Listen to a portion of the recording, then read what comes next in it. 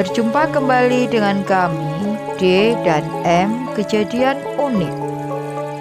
Sebelum menyaksikan tayangan ini, tekan tombol like, subscribe, dan tombol lonceng.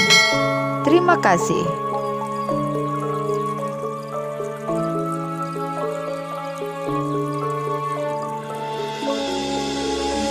Prabu Kertarajasa Jayawardhana atau lebih dikenal dengan sebutan Raden Wijaya memerintah kerajaan Majapahit selama kurang lebih 16 tahun, yaitu mulai tahun 1293 hingga 1309.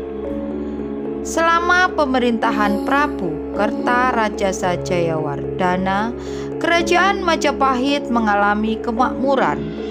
Rakyat Majapahit hidup dalam keadaan damai sehingga Prabu Kertarajasa dapat membenahi struktur pemerintahannya serta memperkuat keamanan wilayah Majapahit dengan membentuk pasukan-pasukan khusus baik di daratan maupun di lautan. Prabu Kertarajasa memiliki 4 orang istri. Salah satunya adalah Darapeta atau Indreswari.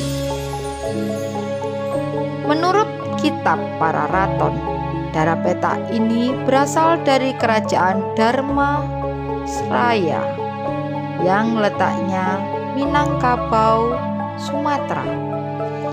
Darapeta bersama Darajingga ini diboyong oleh Kebo Anabrang yang saat itu berhasil menaklukkan kerajaan-kerajaan yang ada di Pulau Sumatera untuk dijodohkan dengan Prabu Kertanegara yang saat itu menjadi Raja Singasari. Akan tetapi setelah sampai di Jawa, ternyata Prabu Kertanegara sudah wafat, sehingga Darapeta dinikahi oleh Raden Wijaya pada tahun 1293 Masehi, dan dari putri Indreswari atau Darapeta inilah lahir Raden Kalagemet. Sedangkan Darajingga dinikahi oleh Atwaya Brahma, yaitu seorang pejabat Singasari yang dulu dikirim ke Sumatera pada tahun 1286 Masehi.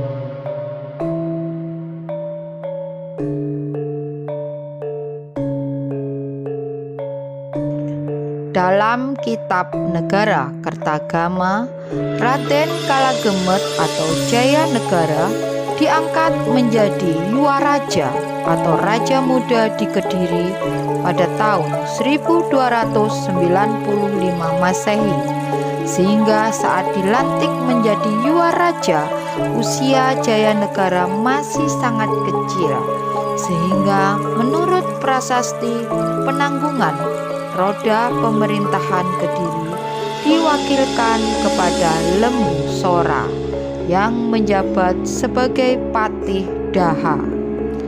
Sedangkan menurut prasasti Penanggungan dikatakan bahwa nama kecil Jayanegara adalah Garbopati. Sedangkan menurut kitab Pararaton, nama kecil Jayanegara adalah Kalagemet, yang artinya jahat dan lemah. Menurut kitab Negara Kertagama, Prabu Kertarajasa meninggal pada tahun 1309 dan digantikan oleh putranya yang bernama Jayanegara. Jayanegara memerintah kerajaan Majapahit selama 19 tahun, yaitu pada tahun 1309 hingga 1328 dan bergelar Sri Maharaja Wiralanda Gopala Sri Sundara Pandya Dewa Adiswara.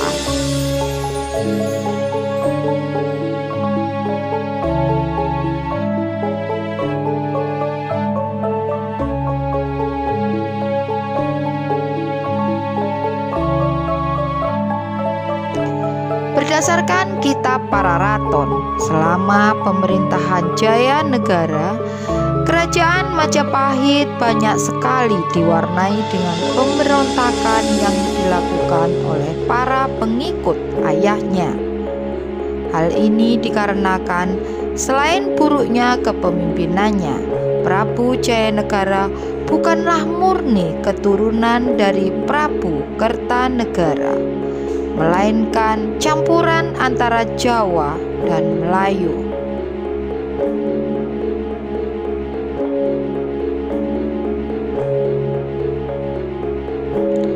Pada tahun 1316, punggawa Majapahit yang bernama Mandana dan Pawagal melakukan pemberontakan. Akan tetapi pemberontakan tersebut berhasil dipadamkan dan kedua punggawa tersebut dijatuhi hukuman mati. Demikian pula pemberontakan yang dilakukan oleh Juru Demung pada tahun 1313 dan Gajah Biru pada tahun 1314 Masehi berhasil dipadamkan. Akan tetapi pada tahun 1318 kembali terjadi lagi peristiwa pemberontakan. Kali ini dilakukan oleh Rasemi dan Nambi. Banyak versi dalam pemberontakan yang dilakukan oleh Nambi ini. Ada yang mengatakan bahwa peristiwa pemberontakan Nambi ini dikarenakan hasutan dari Dyah Halayuda, di mana saat itu Nambi masih menjabat sebagai Patih Amangkubumi Kerajaan Majapahit, pulang ke Lumajang untuk berkabung atas meninggalnya ayahnya yang bernama Arya Wiraraja. Akan tetapi atas hasutan dari Dyah Halayuda, Prabu Jayanegara menganggap Nambi tidak mau kembali ke Majapahit dan melakukan upaya pemberontakan terhadap Majapahit. Sehingga Prabu Jayanegara mengirimkan pasukan Majapahit untuk menyerang Lumajang. Namun ada juga sebuah versi yang menceritakan bahwa pemberontakan Patih Nambi ini karena menuruti ambisi ayahnya yang bernama Arya Wiraraja ini untuk menjadi raja di wilayah timur, yaitu di daerah Lumajang. Pada akhirnya pemberontakan Nambi pun berhasil dipadamkan oleh Jayanegara sendiri pada tahun 1316 Masehi, dan Majapahit pun kehilangan tokoh yang sangat mumpuni.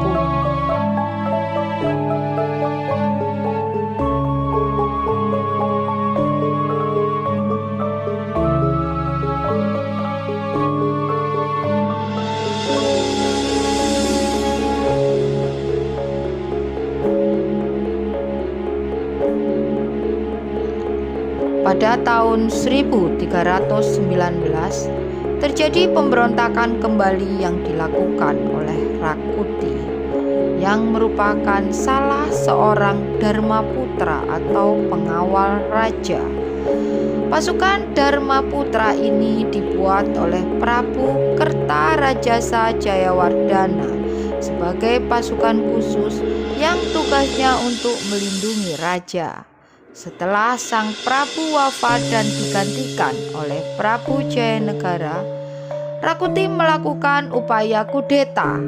Hal ini disebabkan ketidakpuasan Rakuti terhadap Prabu Jayanegara yang selama mengendalikan roda pemerintahan mudah dihasut. Selain itu, Jayanegara sendiri dilahirkan dari seorang selir dan bukan dari permaisuri, yang merupakan keturunan langsung dari Prabu Kertanegara, Raja Kerajaan Singasari.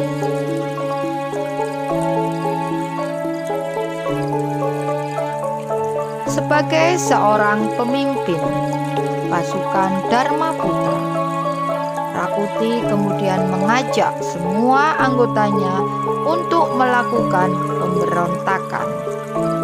Rakuti juga meminta dukungan dari para prajurit Majapahit yang tidak suka atas kepemimpinan Prabu Jayanegara.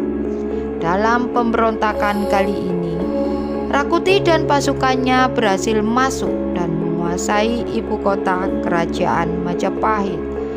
Bahkan Rakuti sempat menduduki dampar kencana kerajaan Majapahit, meskipun hanya dalam waktu yang sangat singkat. Melihat situasi yang sangat tidak kondusif dan sangat berbahaya bagi keselamatan Prabu Jayanegara beserta keluarga kerajaan, maka Gajah Mada beserta pasukan Bhayangkara pun melakukan evakuasi terhadap Prabu Jayanegara beserta anggota keluarga raja dan berusaha menyelamatkan beliau. Pasukan Bhayangkara yang dipimpin oleh Gajah Mada membawa keluar rombongan raja beserta keluarganya dari istana Majapahit melalui jalan rahasia. Pasukan Bhayangkara tersebut kemudian membawa Prabu Jayanegara beserta keluarganya menuju ke tempat persembunyiannya, yaitu di desa Bedander.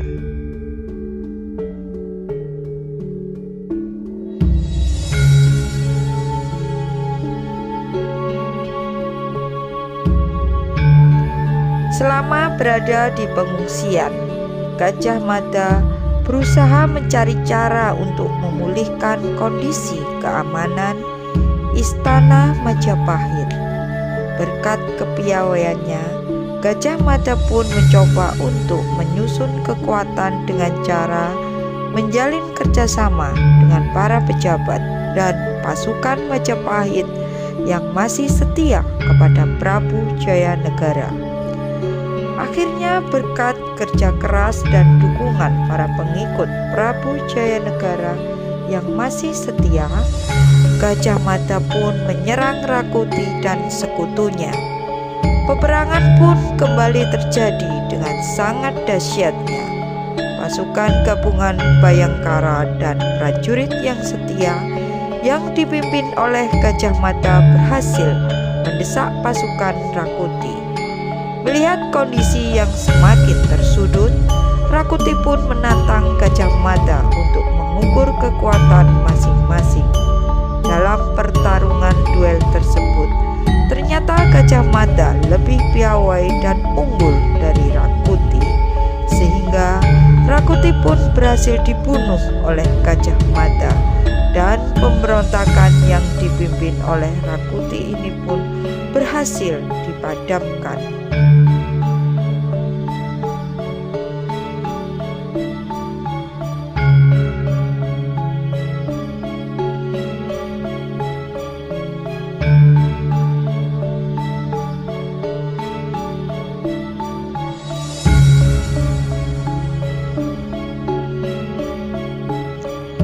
9 tahun berselang setelah peristiwa pemberontakan Rakuti, yaitu tepatnya pada tahun 1328, Prabu Jayanegara mangkat di tangan seorang tabib kerajaan yang bernama Ratanca.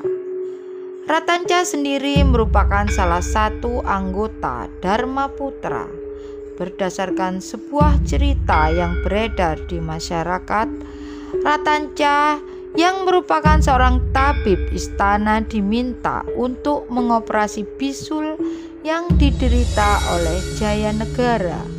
Dalam operasi yang ketiga kalinya inilah Ratanca berhasil menikam Jayanegara di tempat tidurnya. Gajah Mada yang saat itu berada di dekat Prabu Jayanegara segera bangkit dan menusuk Ratanca hingga mati. Tindakan spontanitas yang dilakukan oleh Gajah Mada ini ternyata menimbulkan desas-desus yang beredar sangat cepat di kalangan istana, dan sekitarnya. Banyak sekali berita miring terhadap tindakan Gajah Mada yang membunuh Ratanca tanpa melalui persidangan terlebih dahulu. Sayangnya sampai saat ini peristiwa tersebut masih menjadi teka-teki dan pertanyaan para sejarawan.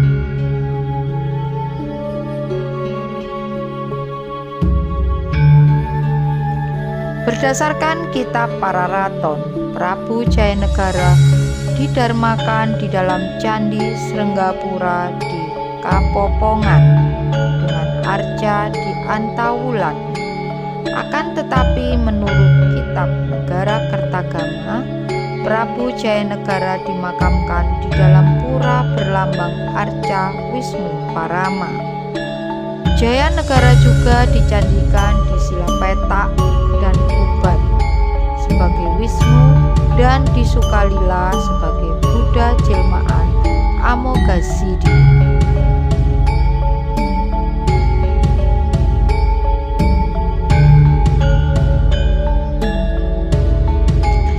Demikianlah secuil sejarah mengenai Kerajaan Majapahit yang selalu menarik untuk disimak dan dipelajari oleh para generasi muda.